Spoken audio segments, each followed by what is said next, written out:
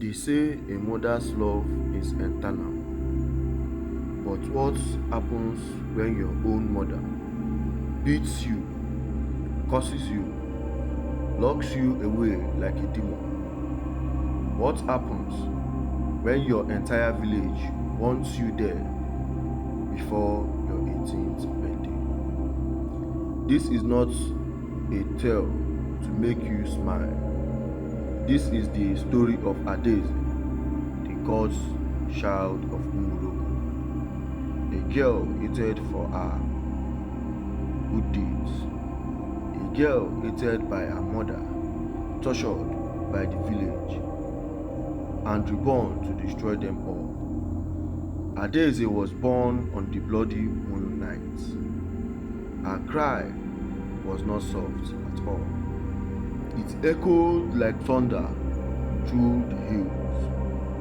The river stopped flowing. Goats miscarried. Birds didn't sing for days. Her mother, Mama Njideka, stared at the child in silence. "This one is not mine," she whispered.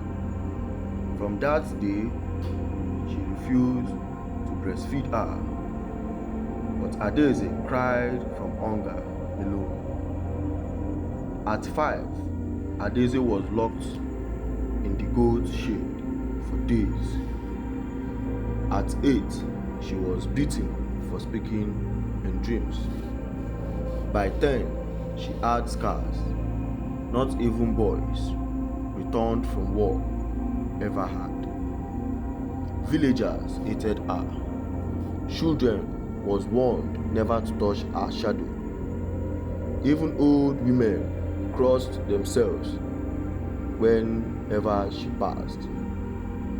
One night, she wandered deep into the forest and found an old broken mirror nailed to a tree. But the reflection she saw was not ours.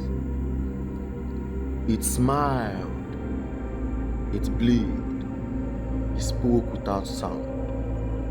That was the first time she heard the name Nneka, the woman who was burned alive 20 years ago for witchcraft.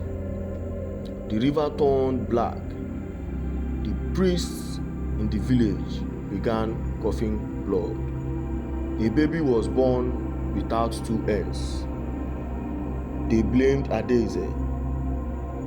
The elders dragged her to the Iroko tree and tied her there for 2 great nights.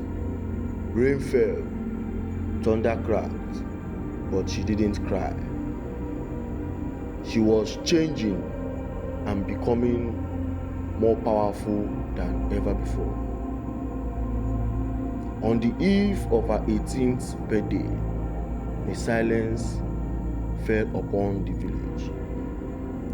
No dogs barked, no birds sang.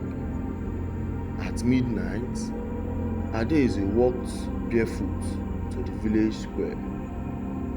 Her eyes were glowing red.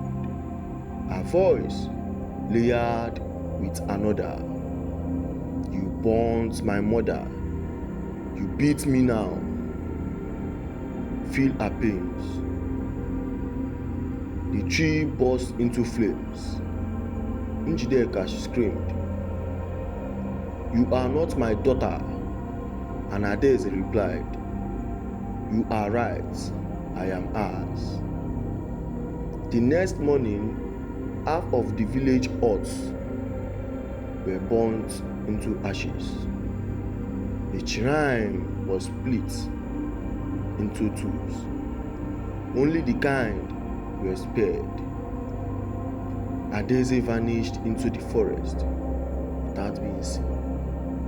But every year, on the night of her birth, the wind goes cold, and a girl in white leaves bloody footprints through the village paths.